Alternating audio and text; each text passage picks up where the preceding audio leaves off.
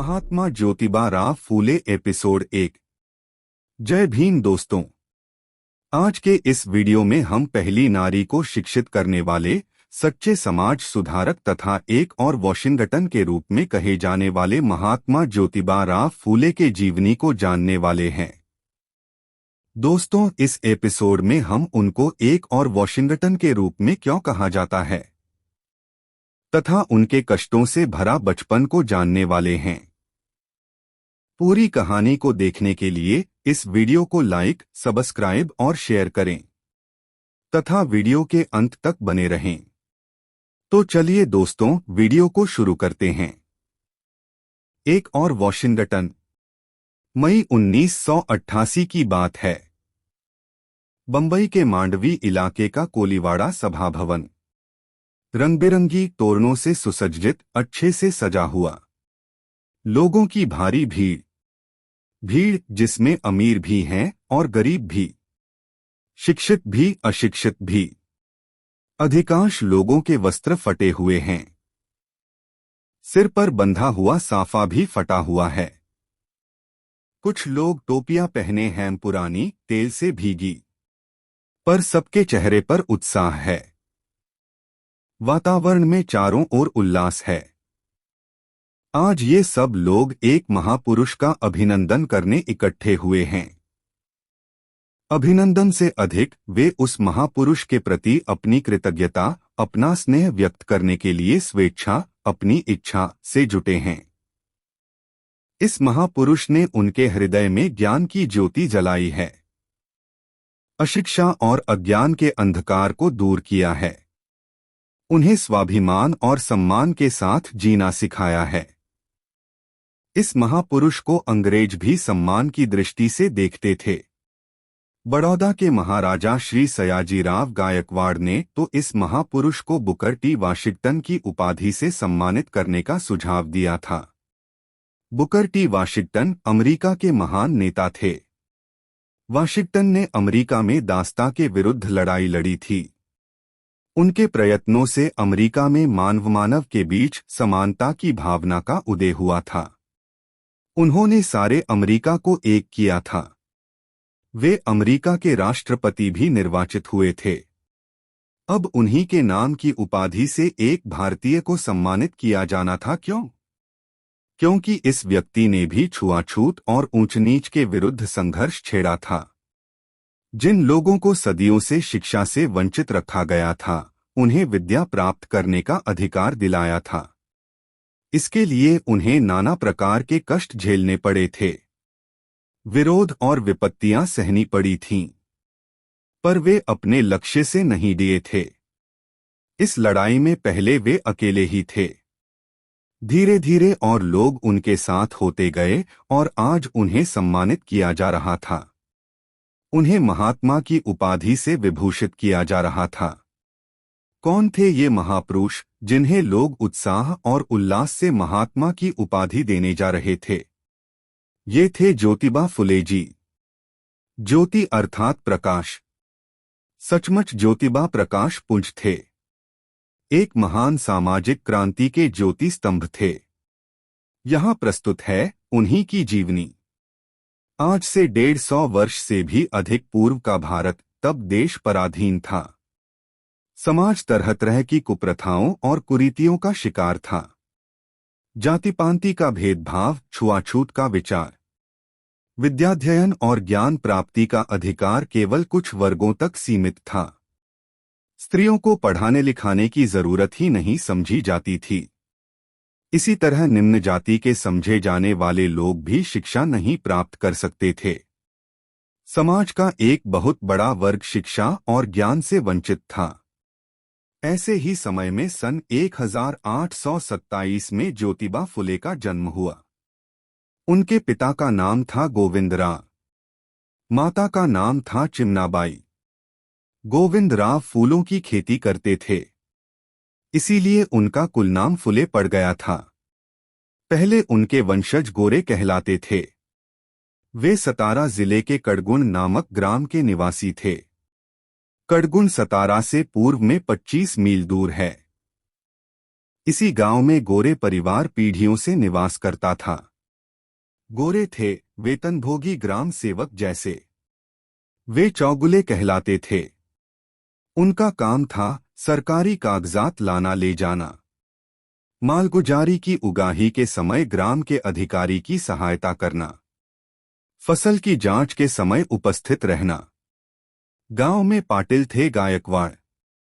चौगुले और पाटिल की ग्राम में बड़ी प्रतिष्ठा थी। गोरे जाति से माली थे। उन दिनों माली जाति के लोगों के साथ भी भेदभाव होता था, क्योंकि माली जाति शूद्र वर्ण में आती है। लेकिन गोरे परिवार को अपने पैतृक व्यवसाय पर गर्व था। वे स्वाभिमानी थे। इसी गांव में कुलकर्णी नामक एक ब्राह्मण परिवार था। एक दिन किसी बात पर गोरे और कुलकर्णी में विवाद हो गया। अंत में गोरे को कड़गुण छोड़ना पड़ा। वे खानवाड़ी नामक गांव में बस गए। गोरे को जीवनयापन के लिए कुछ करना था। वे परिश्रमी थे। मेहनत मजदूरी करने लगे। शीघ्र ही उनकी स्थिति सुधर गई। खानवाड़ी में लोग उन्हें मानने लगे। यहाँ उनके एक पुत्र हुआ, उसका नाम रखा गया शेतीबा। ज्योतिबा फुले का निवास स्थान यही शेतीबा ज्योतिबा फुले के दादा थे। पिता की मृत्यु के बाद शेतीबा पुणे चले गए। वहां उनकी भेंट एक फूल वाले से हो गई। उसने उन्हें अपने यहाँ काम दे दिया। अब शेतीबा ने विवाह कर लिया। उनके 3 पुत्र हुए, रानोजी, कृष्ण और गोविंद। शेतीबा का परिवार बढ़ता देखकर फूलवाले ने उन्हें फूलों के हार और गजरे बनाने का काम दे दिया। धीरे धीरे पूरे परिवार ने इस धंधे को अपना लिया। अब वे गोरे से फुले हो गए। फूलों के व्यवसाय में फुले परिवार ने बड़ी उन्नति की। वे परिश्रमी थे। शीघ्र ही उनके काम की चर्चा पेशवा तक पहुंची। पेशवा उनके कार्यों से प्रसन्न भी हुए और प्रभावित भी। उन्होंने शेतीबा को 35 एकड़ भूमि पुरस्कार स्वरूप दे दी। फुले परिवार की प्रतिष्ठा और बढ़ गई। एक दिन शेतीबा का निधन हो गया। रानोजी उनका बड़ा पुत्र था।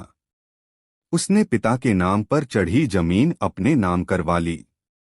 फिर एक दिन अपने दोनों छोटे भाइयों कृष्ण और गोविंद को घर से निकलवा दिया। दोनों भाई निराश्रित हो गए। लेकिन गोविंद राव ने हिम्मत नहीं हारी।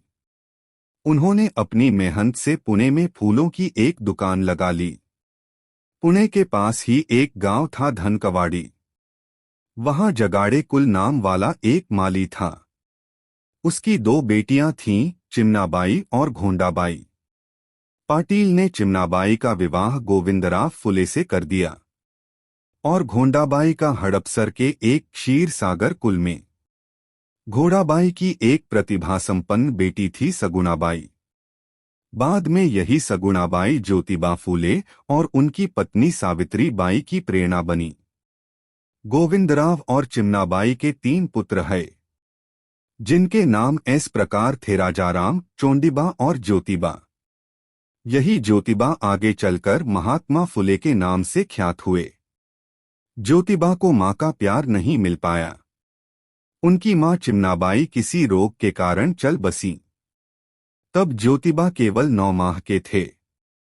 उनके पिता गोविंदराव पर दुख का पहाड़ टूट पड़ा। एक ओर दुकान का काम, दूसरी ओर नन्हे ज्योतिबा के लालन पालन की समस्या। गोविंदराव चिंतित हो उठे। क्या करें? किसकी सहायता लें? तभी सगुणाबाई क्षीर सागर ने उनकी समस्या दूर करने का बीड़ा उठाया। सगुणाबाई ज्योतिबा की मौसेरी बहन थीं। ज्योतिबा की मां चिमनाबाई की बहन घोंडाबाई की बेटी थीं। सगुणाबाई विधवा थीं। मायके में भी उन्हें कोई सहारा देने वाला न था। पर वह साहसी थीं। संघर्षों से जूझना वह जानती थीं। उन्होंने जॉन नामक एक व्यक्ति के यहाँ आया बेबी सिटर की नौकरी कर ली। जॉन एक मिशनरी था। सगुणाबाई पढ़ी लिखी नहीं थीं। उन दिनों लड़कियों की शिक्षा के लिए कोई शाला ही नहीं थी।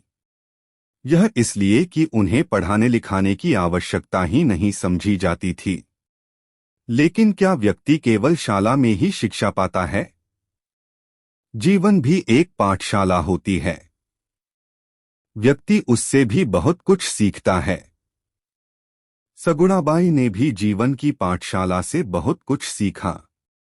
वह प्रतिभा संपन्न थीं। मिशनरी जॉन के घर उसके बच्चों की देखरेख करते हुए सगुणाबाई थोड़ी थोड़ी अंग्रेजी बोलने और समझने लगीं। इन्हीं सगुणाबाई ने एक दिन अपने मौसा गोविंदराव से कहा, आप चिंता न करें, ज्योतिबा का लालन पालन में करूंगी। गोविंदराव के तो मन की अभिलाषा पूरी हो गई। उन्होंने नन्हें ज्योतिबा को सगुणाबाई को सौंप दिया। सगुणाबाई ने ज्योतिबा को मां जैसा प्यार दिया। वैसे भी वह नन्हे शिशु की मौसेरी बहन भी थीं। स्वयं महात्मा फुले के शब्दों में मां जैसा दूसरा देवता नहीं, लेकिन जिसने मुझे जन्म दिया उसकी मुझे याद नहीं। मेरे जीवन की यह कमी सगुणाबाई ने पूरी की। उसकी कामना थी कि मैं बड़ा फादर बनूं। न जाने क्यों वह मुझे ज्ञानबोध कराती थी। बचपन में तो उसने ममता से मेरी सेवा शुश्रूषा की। कभी न घटने वाली ज्ञान संपत्ति उसी ने मुझे दी। धन्य है मेरी आंव। मिशनरी जॉन के बच्चों के साथ साथ सगुणाबाई ने ज्योतिबा की भी देखरेख की। ज्योतिबा का इन्हीं अंग्रेज बच्चों के बीच विकास होने लगा। गोविंदराव का एक सपना था, ज्योतिबा खूब पढ़े लिखे, समाज में अपना स्थान बनाए। आठों उन्होंने एक ब्राह्मण श्री विनायक राव जोशी को ज्योतिबा की शिक्षा का भार सौंपा। विनायक राव जोशी ने ज्योतिबा को पढ़ाना शुरू किया। पहले उन्होंने उन्हें मराठी में अक्षर ज्ञान कराया, फिर अन्य पुस्तकें पढ़ाई। ज्योतिबा मेधावी थे।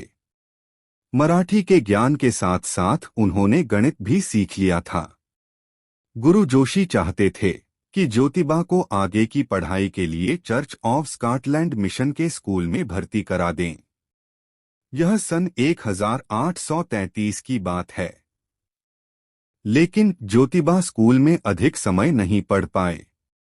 गोविंदराव के अनेक परिचितों को ज्योतिबा का अंग्रेजी स्कूल में पढ़ना पसंद नहीं था।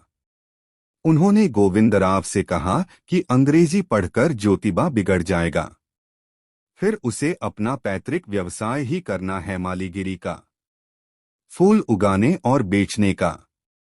ज्यादा पढ़ाई लिखाई व्यर्थ सिद्ध होगी। गोविंदराव उलझन में पड़ गए। वे स्वयं तो चाहते थे कि बेटा पढ़े लिखे, पर संबंधी, मित्र, परिचित ज्योतिबा के विद्याध्ययन के विरोधी थे। यही नहीं, उन्होंने गोविंदराव को एक धमकी भी दी थी। यदि वे ज्योतिबा को पढ़ाएंगे तो उन्हें जाति बिरादरी से निकाल दिया जाएगा। इस धमकी के आगे गोविंदराव विवश थे। एक दिन उन्होंने 9 वर्षीय ज्योतिबा को स्कूल से निकलवा लिया। अब ज्योतिबा का काम खेती में पिता का हाथ बंटाना था। वे उत्साह से इस काम में भी जुट गए, लेकिन उनका मन दुखी था, खिन्न था। यदि वीडियो अच्छी लगी हो तो इसे लाइक, सब्सक्राइब और शेयर जरूर करें। धन्यवाद।